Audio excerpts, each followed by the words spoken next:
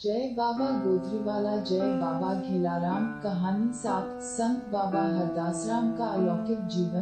भगवान गोरीवाला। हिंदी अनुवाद। भाग 2। प्राथमिक विद्यालय में पढ़ते समय बाबा ने एक बार अपने शिक्षक से दादी की शिकायत की। शिकायत करने पर शिक्षक ने उसे कड़ी सजा दी। उसने पूरे दिन नंगे पैर खड़े होकर सजा का आनंद लिया, अपनी गलती को जानते हुए। उसने अपने दिल से उस सजा को स्वीकार कर लिया। यह स्वीकार करने जैसा भी था कि जो भी अच्छा या बुरा था, उसके जीवन भर आनंद और दुख था।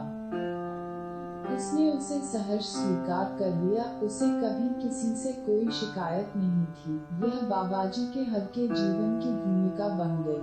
स्कूल में ही उन्हें सेवा और सच्चाई के सबक मिले और ये सबक उनके जीवन को रोशन करते रहे। जय बाबा गोदरीवाला जय बाबा घेलाराम।